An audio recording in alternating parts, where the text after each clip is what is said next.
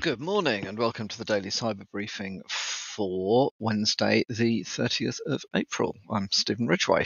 So thanks to Rich Benfield for standing in for me yesterday. But yeah, I'm sorry you've got me back. Right. So there is a new WordPress malware that is masquerading as a plugin. The particular plugin malware is called WP anti-malware bot.php, as in ANTYMALWARY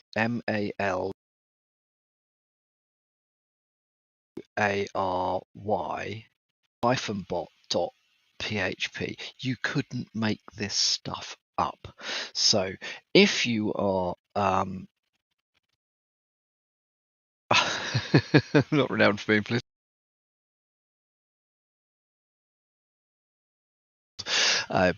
plugin called .php, you would get broadly what you deserve. So it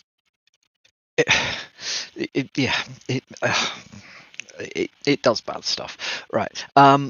Indicators of compromise: unexpected GET requests with check plugin or emergency login, modified WP cron PHP files, injections into theme header PHP files, and JavaScript ads being inserted via base64 encoded URLs onto your sites. The reason that looking for changes in WP cron is because if you delete the plugin, it reinstalls itself via WP cron. So WP cron is one of those parts of a WordPress environment that is always worth keeping an eye on. It is not a particularly complex way of maintaining persistence. It is commonly used. It is also very easy to check. At its simplest, just check for changes. If you weren't expecting there to be changes, then get yourself an alert that flags up whenever that file changes. So yeah, if you have got that particular piece of malware installed, suggest you delete it and then prevent it from reinstalling itself by fixing the WP cron file. Okay, there have been patched various flaws that have been discovered in Apple's AirPlay protocol that allow the execution of up to and including execution of remote code on Apple devices. So firstly, when I first heard this, I think in my mind I hadn't drawn the distinction between AirDrop and AirPlay. So this is not AirDrop, which comes with a host of its own risks and challenges, but also with a great deal of functionality that people like, so can be used safely as long as you don't do silly things with it. This is AirPlay. So the vulnerabilities appear to lie in the components that allow you to receive incoming streams. Now, what AirPlay, for the uninitiated, and just as a primer for those that don't use it but might think of it once they know what it does, Apple devices are very easy to use for streaming information from one device to another. It comes from the Apple TV kind of world, where you might have something on your phone and think, oh, I want to see that on the big screen. Well, rather than having to log into your Apple TV and go and search for the content and generally faff around and lose interest in what it was that you were trying to do, you can just hit a button that says, okay, let's just stream it from my Mac, or let's stream it from my iPhone or whatever. and we'll just show it on the Apple TV. Lovely, really easy. You can do things the other way around, and this is kind of where the vulnerabilities become a little bit more concerning. So you could stream things from, let's say, your Mac to your phone. Now, why would you want to do that? That's a very good question, but it is possible if you have the AirPlay protocol switched on. So. 23 vulnerabilities covered by 17 CVEs are a little bit confusing, but it kind of all makes sense if you delve deep enough into it. Were discovered in this, all of which have been patched as far as I'm aware. However, if you are running Apple devices that are not up to date with patches, you may be vulnerable to these exploits. So the recommendation is, there's a couple of recommendations. Firstly, consider whether you actually want the device that you're using to be able to receive streamed content via AirPlay. So would you ever want to be able to stream to your iPhone, for example? Normally it's kind of the other way around. Now, if you're looking at, say, a Mac, you might want to say, oh, actually, the best screen I've got available is my MacBook. I'll stream from my phone to my MacBook to see this particular content. So that, that's, but if you don't need it, don't have it switched on. It's very simple to switch off. There's an on-off switch in settings. Search for AirPlay and you get AirPlay and content. You can turn the whole thing on or off. If you want to leave it switched on, there's a couple of things you can do. Firstly, you can restrict streamed content to only the current logged in user. So if I'm logged in as Stephen Ridgway on a Mac and I'm logged in as Stephen Ridgway on my iPhone, and this is through your Apple account, you can then restrict it to say, well, okay, that's the same account on both devices. I'll allow streaming between them. If it's not the same device, I won't allow streaming. So that is a reasonable mitigation against some of these exploits. You can also set up an individual password for streaming. So regardless of the user, you can put in place a password. Now, I don't know whether these exploits bypass that password or not, but that would be a good thing to do. The options, certainly on devices that I've looked at, the options to allow incoming streams are based to either current user or everyone. The idea kind of is that the concept isn't that this should be being used across the internet. The concept is this should be being used locally. And I think now what's the port that's open? Port 7000, I believe. Yeah, port 7000 is the network port. TCP doesn't say whether it's TCP or UDP, but either way, there is a strong argument for blocking inbound and outbound port 7000, and then on edge devices,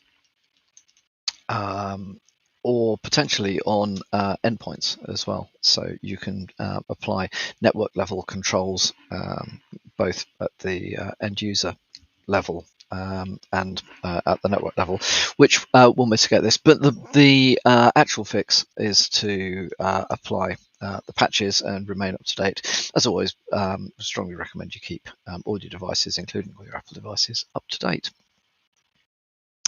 Okay, and then finally from me, an interesting article from Dark Reading that talks about fuel tank monitoring systems being vulnerable to disruption. Right, we're not talking about fuel tank as in how much petrol have I got left in my car.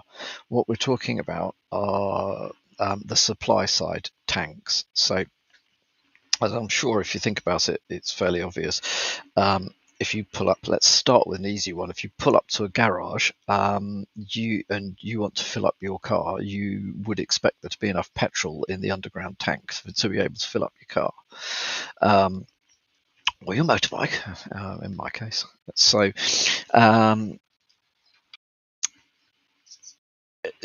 those systems, traditionally, that's all been that was managed very manually with daily checks with a dipstick and a long pole that you would shove into the tank and check how much fuel there was left in it and blah blah blah. Well, unsurprisingly, all this stuff now is both digitally monitored and somewhat scarily online. It's on the network. Well, these monitoring systems have been shown to be poorly secured. So these tank monitoring systems may allow you to access the system just directly if you can connect to the port. They may have passwords, but in practice, research has shown that for most monitoring systems, even if they have got passwords set, the passwords remain as a default, and the defaults are like the really basic defaults, 1, 2, 3, 4, 5 kind of thing. If you're interested, by the way, these tank monitoring systems are generally accessible over port 10,001, so 10001. Now it's very useful because it gives both the on-site people and potentially a remote service visibility of how much fuel is being used from a particular tank. This is great if you're going for like on-demand refueling to your petrol station and or whatever else it might be. So you don't need to worry that somebody on the site has got to get their long wooden pole out and go, oh, I wonder whether I need to call in for a, how long does it take before they arrive if I phone them up today, kind of thing. It's like the supplier at the other end just goes, they're looking a bit low, we'll send a tanker out, let's let them know we're coming. So yeah, all very cool.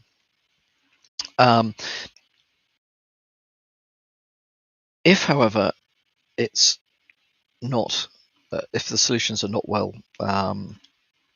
secured, and nefarious actions can be taken. Now, bearing in mind that monitoring how much fuel is left is one of the things you can do, but you can do a whole lot of other things through these monitoring systems as well. You can look at, adjust fuel flow rates. You can set the system to say, for example, that the tank is bigger than it actually is, so that when it comes to be refueled, it spills over. You could. There's just all sorts of things that you could do, which would be rather scary. Now, bearing in mind, petrol station fuel tank attacks are one thing, okay, but the infrastructure that runs the resilient power for data centers uses the same. There's only a small number of available monitoring suites out there. So the same stuff that is used in like your forecourt, your garage, is also the same tooling that's being used, or same solutions that are being used to monitor fuel usage in a data center during a power outage. Now, you could imagine that if you screw up that then massively undermines that whole concept of resilience through having independent power generation on site. And if you start taking data centers out, the impact to the wider world, as it were, is huge very quickly. Now, in case you haven't really sort of grasped at why the ability to make such small compromises has such a large effect on the economy and life in general. Well, think about there was the fuel pipeline issue. Was it last year or the year before? I think it was last year. In the US, I think it was called the Colonial Pipeline. Well, I can't remember all the details of it. However, it was a relatively small compromise, but it resulted in fuel shortages in large swathes of the US, triggered panic buying and all sorts of other things. So it is very interesting. Now, this stuff is remarkably easy. These particular devices are remarkably easy to find. If you've got a Shodan account, you will be able to find these devices very, very quickly. If you are responsible for any of this stuff, strongly recommend that you have a look at what protections you're putting around these fuel tank monitoring systems, fuel tank control systems. Make sure that even if you can't specifically protect the monitoring system, you should very much consider putting in mitigating network controls around who can access it and what can be done through it. And at its very, very most basic, put in place some password management so that at least you would have to be APT level, attacker to start compromising these things, and not your average 7-year-old who's stumbled across it and thinks it's kind of cool to fuck about with it. Right, that's all from me for today. Hope you have a good Wednesday, and I'll speak to you all again tomorrow morning.